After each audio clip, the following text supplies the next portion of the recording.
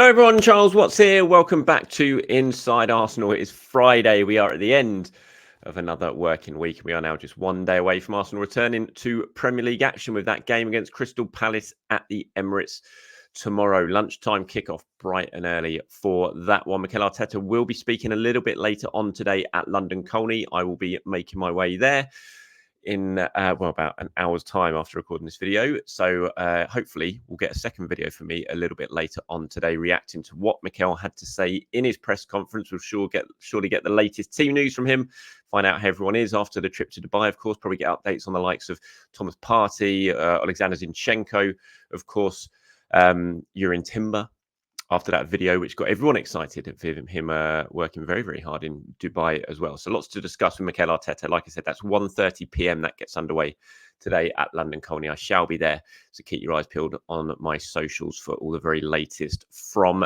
that. But today, just wanted to spend a little bit of time talking about tomorrow's game, looking at some of the big decisions facing Mikel Arteta ahead of that game against Crystal Palace. Who does he play? What system does he go for? There are some key decisions that he has to make. Hopefully he gets them right, and hopefully it leads to Arsenal getting back to winning ways and getting back to scoring goals, which has obviously been a big, big problem for Arteta's side. Like I said, plenty for him to sort of mull over in the next 24 hours or so. I'm sure he's been doing a lot of it while the team has been away in Dubai, working out exactly what's going on at the moment, why things have slowed up, why the goals have dried up, why the defence is beginning to leak a few goals, especially from set pieces. There would have been lots for him and his coaching staff to think about. And he's got some big decisions to make tomorrow when it comes to his starting lineup. Obviously, Gabriel Jesus is back training now, which is a good thing. He missed a couple of games with that knee injury. Did train over in Dubai, so I expect he will probably start. That is one of the decisions facing Mikel Arteta ahead of the game tomorrow. What does he do with that central striking position? He went with Kai Havertz against Liverpool. I thought Havertz had a good game against Liverpool, aside from the finishing. Of course, he missed a couple of chances, but he was far from alone when it comes to that. Everyone missed chances in that game, it felt like. But I thought his actual performance in that central striker role, with everything but the goals, and I know the goals are obviously the most important part, but I thought he played very, very well. I thought he gave Arsenal a bit of a different option in that striker's role. So Mikel has to decide, what do you do? Do you continue with Havertz up front, or do you bring Gabriel Jesus back in? I think it will be the latter. I'll be surprised if Jesus doesn't come straight back into this side, providing, of course, he is considered 100% fit. If he is, I just think, given he'll have had a whole sort of week and a half of training under his belt, that he'll just walk straight back into this starting 11 and join up with Bukayo Saka and Gabriel Martinelli in attack. There'll be lots of focus on those three going into the game tomorrow, given the lack of goals this season, given it is obviously the big, big talking point when it comes to Arsenal right now, is the lack of goals. They're going to be under the spotlight. They will know that. Then I'm sure they've been talking a lot about it while they've been away in Dubai, trying to work out how to get back on the score sheet, how to kind of break the sort of mental block. And I do think it will be, psychologically, I think that's a big part of what's going on at Arsenal at the moment when it comes to scoring goals. Mikel Arteta spoke about it after the Liverpool game, that he felt probably a bit of a psychological problem, because we know they can score goals. They did it last season. They all scored plenty of goals last season, and you throw Martin Odegaard into the mix with that as well. They're just not scoring at that sort of rate this season, and they're missing chances that last season they would have scored. There's definitely a mental side of things. Yes, Arsenal perhaps aren't playing at their fluent best going forward this season, especially when you compare some of the attacking displays they produced last season, but they still are creating chances where they should be scoring more goals than they have. And we've seen that in the recent games against West Ham and Liverpool especially. So they can do it. It's just a case of getting score. I think if they score an early goal tomorrow, it will be so important for them. It will just take that weight off the shoulders a little bit. And then hopefully they can just calm down. The confidence will come back, and then the goals will flow, and 3 points will follow. So, yeah, I think Gabriel Jesus walks into that. I mean, if he does, then it's a case of what do you do in midfield? Because Kai Havertz obviously played up front in that game against Liverpool. That saw Jorginho brought into the middle, and he played alongside Declan Rice in that role. And you had Odegaard kind of playing ahead of him in the number 10 role. It was a bit of a change in system for that one. But if Jesus starts as a central striker, then what Mikel Arteta does in midfield is going to be really, really important.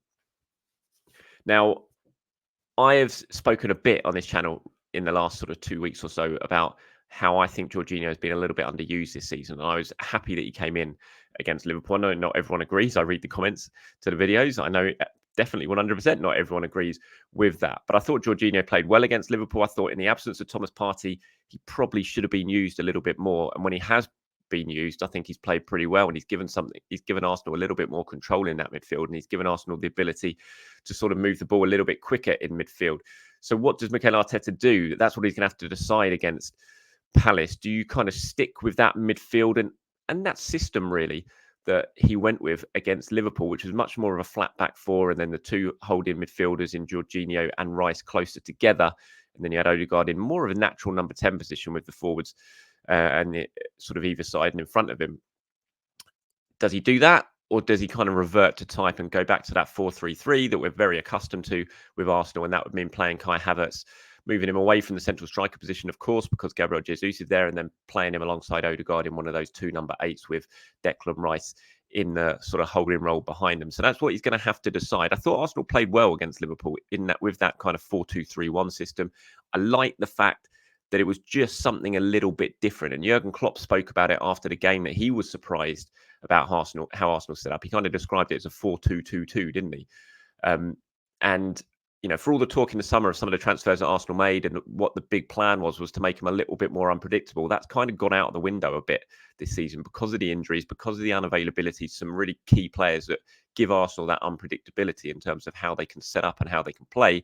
They have fallen back into that trap of being a little bit predictable in terms of how they're going to set up and who's going to start. And against Liverpool, it was just a little bit different, and it definitely caught Liverpool by surprise. And had Arsenal had their scoring boots on in that game, then I think it would have won them the game, because Liverpool, it took them 60 minutes or so to kind of work it out a little bit and grow into the game. And by that time, you know, Arsenal should have been out of sight. So it's going to be a big decision, I think, for Mikel Arteta to make there.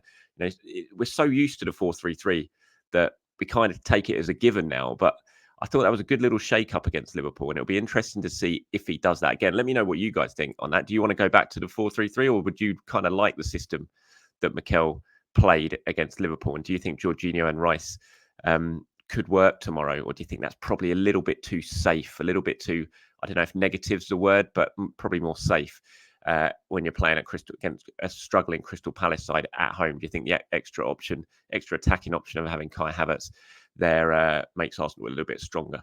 I think it'll probably go back to the 4-3-3, I think, but we'll wait and see. Obviously, a lot's going to depend defensively on the fitness of Alexander Zinchenko. We'll get an update from Mikel a little bit later on today on that. As far as I'm aware, he's certainly considered a doubt for this game, but we'll see if he's made it. You know, you never know. He's obviously not been in any of the training pictures or the training videos, but you've got to take that with a little bit of pinch of salt at times for Arsenal. If there's any player who's an injury doubt, the photographer and the videos, they'll always be told to avoid them in the clips, just because they don't want to give anything away ahead of the upcoming game and give the opposition any clues in terms of who is going to play. So just because he's not in those clips doesn't mean he's definitely out this weekend. It just means that Arsenal could potentially be trying to pull the wool over Crystal Palace's eyes a little bit, because they definitely do look at things like that. And Mikel Arteta is very hot on that when it comes to training pictures and things. But he is a doubt. And if he doesn't play, you would think it's probably going to be Jakub Kiwior. I don't really see who else it could be, to be honest.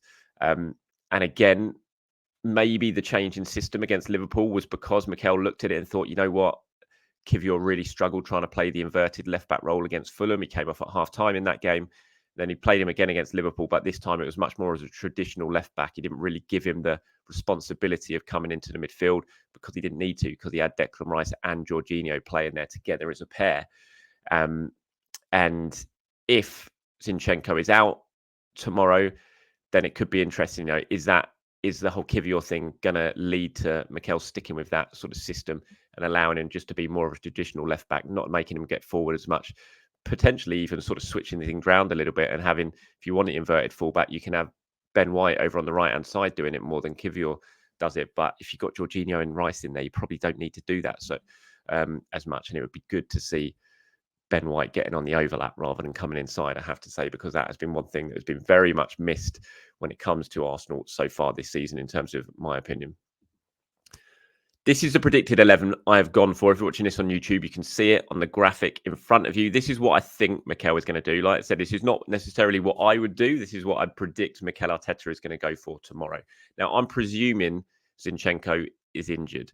That's not me saying he's definitely injured. I'm just presuming he's injured. So that's why I've gone for the back four that I have. So Raya, I'm going for in goal.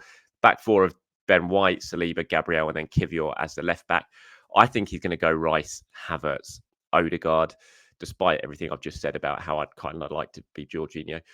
So yeah, I'm going for a midfield of Rice in the holding role, Odegaard and Havertz playing ahead of him in the two sort of number 8 roles. And I'm going Saka, Jesus, and Martinelli. I'd be surprised if it's not that, but there is some decisions for Mikel to make, so it could look a little bit different. But that's the 11 I'm going for. Raya, White, Saliba, Gabriel, Kivior, Rice, Odegaard, Havertz, then Saka, Jesus, and Martinelli. Let me know what you guys think in the comments below. Is that the predicted 11 you reckon he'll go for? If not, what do you think he will go for, or what do you think he should go for? Let me know, as always, in the comments below. Okay, before moving on to a few of your questions and comments, not too much going on in the world of transfers right now for Arsenal. Few interesting lines elsewhere. I saw Bayern Munich today sniffing around Kieran Trippier at Newcastle. That's an interesting one. Thomas Tuchel loving bringing in the English players at the moment. First Harry Kane, then Eric Dyer and Kieran Trippier. Interesting to see if Newcastle do that. We know they do have to sell some players. They've admitted it themselves if they want to do any transfer business. And when you look at Trippier, as good as he is, as important a player, and he has been a massively important player for them, coming in and sort of starting off the kind of revamp after the takeover. They might look at it and think, he's aging, he's well into his 30s. If Bayern come in and offer some decent money, maybe that will allow them to reinvest a little bit. So it'll be interesting to see what they do with that one. But other than that, not too much going on. It's like Tottenham are manoeuvring themselves to sign that young Norwegian winger. It's Musa, isn't it? Does look a hell of a talent, really. Skillful young left winger. It looks like they might be trying to get themselves to the front of the queue to sign him, possibly with a loaning him back to Belgium for the second half of the season, then bringing him in the summer. But other than that, not much going on in the Arsenal front. Nuno Tavares is being mentioned as possibly heading back to Marseille, where he played last season on loan. He's at Nottingham Forest at the moment, struggling for game time there. Did play for them in the FA Cup against against Blackpool in the replay in the week. Didn't do too well. Saw Nottingham Forest fans on Twitter slating his performance a little bit.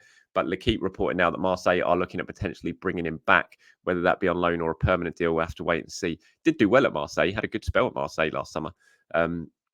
Last season, tailed off a little bit, had a really good start, scored some goals for them, but he made lots of appearances for them, and they've just sold Lodi, haven't they, to Saudi Arabia, and they're looking at bringing in a left back or two to make up for that. And Tavares is on the list according to L'Équipe, so that's something we'll keep an eye on. Would mean Arsenal recalling him obviously from his spell at Forest, or Forest sending him back to Arsenal. And I did see a report from I think it was The Athletic, wasn't it, that Forest are going to look at a couple of the loan deals that they've got. So wait and see what happens with Nuno. Other than that, it's all quiet on the Arsenal front. I'm sure we'll find out a little bit more from Mikel Arteta later on today about whether anything could happen between now and the end of the window. One player who Arsenal were linked with last summer, didn't sign him. He's ended up at West Ham. Had a lot of messages like this. Obviously, Kudus scored 2 great goals yesterday, or 1 great goal and 1 slightly deflected goal in Ghana. That was crazy second half. Ghana versus Egypt over at AFCON, finished 2-2. Kudus scoring both goals for Ghana. And I've had a lot of comments from people like this here saying Arsenal made a big mistake not signing Kudus. So we linked the whole summer, but ended up with Havertz. Kudus was much cheaper, and now we see how he's impacting West Ham. What a mistake for Arteta not to sign him. I don't quite kind of get the whole Havertz thing, why Havertz needs to be mentioned in this, because I would have liked Kudus. I said it at the time. I thought that would have been a smart signing, and everything I've seen from him since he's come to West Ham, nothing's changed my mind about that. Clearly a really talented player, and I think he would have been great at Arsenal. But I don't see why Havertz sort of comes into it, because at the end of the day, Arsenal had to sign a replacement for Granit Xhaka. And as good as Kudus is, he wasn't a replacement for Granit Xhaka. He was not going to play in a sort of left 8 role. He can play maybe as a 10, but certainly out wide. But he's not going to play in a left-sided midfield role. And so I don't see why sort of Havertz gets thrown into the conversation when it comes to Kudus, because Arsenal had to sign someone to replace Granit Xhaka. That money had to be spent somewhere. They went with Havertz, and whatever your views on that, I don't really see why Kudus is kind of linked into it, because even if they'd have signed someone else to play in that left-sided 8 role, not Havertz, they still wouldn't have been able to sign Kudus, because the money would have been spent on that left 8 role, if you see what I mean. So as frustrating as it was not to to get him, and I think it is frustrating because I think he would have made a real big impact at Arsenal, and he would have provided a lot of competition um, and cover for the wide men as well, and especially right now, when they're struggling, you could have really used him. But I don't really know why. Sort of, you look at the Havertz signing as a thing against that move, because I just think Arsenal had to sign a left-sided 8, and they went with him. Pete here, I wanted to respond to this because he responded to Inside Arsenal Extra Time, myself and James Benz yesterday, saying it's generally wild that every time you say Kai's name, you guys have to take a shot at him. Everyone else gets a pass, but you guys laugh at Kai all the time. It's so frustrating. The things you say the fans are maybe getting on him too much is coming from people in your position, including you guys. It's just a bad look. Very, I think that's goals and assists focused analysis. He deserves less slander for this channel. It's yeah, I just thought it was an interesting one. I mean, I get it's like I don't know. I can't really win when it comes to Havertz because I get so many people commenting and saying you're defending Havertz too much. You're defending him far too much. You're giving him a pass. It's Arsenal PR. Blah blah blah blah blah. And then I get people like Pete here who seems to think I'm slandering Havertz, and I would never want to slander Kai Havertz. And I've stood up for Havertz a lot. I think. I think it's fair to question the signing. I think 100% it's fair to question the signing. I think he's been much, much better. I think he's given Arsenal a lot more than he had in the last sort of 6 weeks or so. And I think I would have liked to have seen him more as a central striker. But I think it's definitely right to question the signing, or fair to question the signing at this point. It was a big, big signing, big money for replacing a big, big player in Granit Xhaka. And I don't think it's worked yet. But that's not slander. That's just opinion. But I think he's done very well at times as well. And I've said plenty of times he has done very well. So yeah, it's just an interesting one now. I feel like I can't really win, which is the way when it comes to football analysis and opinion. You've always got people on two different sides. But yeah, I think it's a bit harsh, Pete, to say slander when it comes to Kai Havertz. It's just opinion more than slander. But that's just me, the way I think of it. And here's one from Lanzarovec. Or Lanes Ravec, sorry if I've got that totally wrong. They said you'd start with Havertz in midfield against Palace, as he was the one putting the ball in the net before he had that one game ban. Being Palace at home, I think he gives us an added goal threat that when we would have with both Rice and Jorginho playing. Charles, what was your first memory of an Arsenal match? Mine was 2nd of the 12th, 1990, Arsenal 3, Liverpool 2, Liverpool 0, was televised on ITV. On that last point, I was at that match. I think I haven't gone and looked at it yet, but that 3-0, I'm sure that was the game where third goal was scored by Smudger from Merce, did a really clever back heel in front when Arsenal kicking towards the North Bank, right towards the end of the game, his last few minutes. Merce did a brilliant back heel and Smith ran onto it from the angle and drove it into the far corner in front of the North Bank. Brilliant goal. And yeah, I was in the junior gunners section in front of the West Stand watching that game. Brilliant game. And yeah, brilliant season. That was when Arsenal showed just how much better than Liverpool were that season, as they went on to win the title, of course, for the second time in 3 years under George Graham. My first memory of Arsenal match, I think I have vague memories of the 87 League Cup final, the Charlie Nicholas final against Liverpool, but my first proper vivid memories of Arsenal was the 88 League Cup final. Unfortunately, a defeat when Arsenal lost 3-2 against Luton at Wembley. I remember that game so vividly. I wasn't there. I was upset that I didn't go. My dad went, but he thought I was too young to go to the match. So I watched it on TV, lost 3-2, cried my eyes out. My mum sent me to my bedroom because I said I wanted to kill Nigel Winterburn because he missed a penalty to make it 3-1.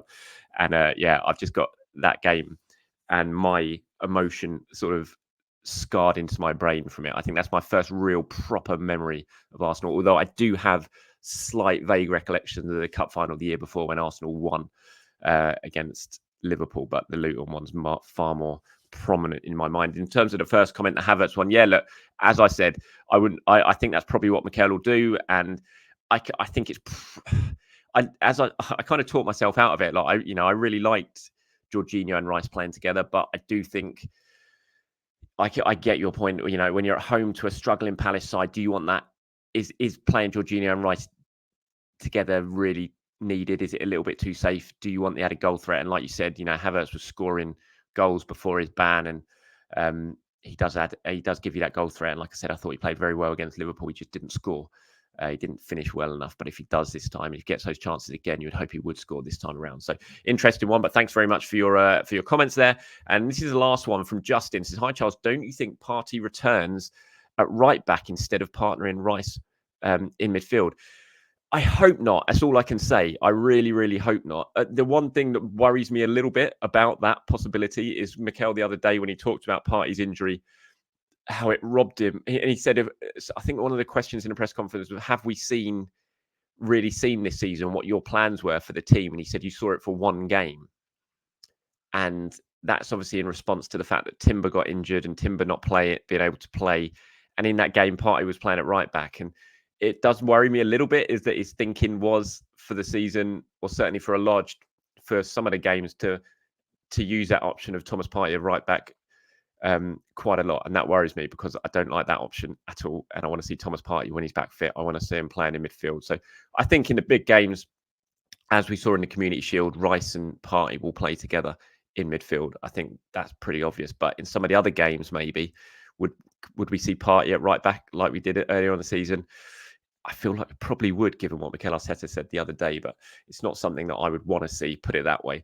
But that's it from me, everyone, today. Thank you very much for your time. As always, thanks for watching. Thanks for listening. Like I said, hopefully there will be another show a little bit later on today, a much shorter one, just giving updates from London Colney after Mikel Arteta's press conference. So keep your eyes peeled for that. But until then, have a very good Friday, everyone. Speak to you soon. Bye-bye.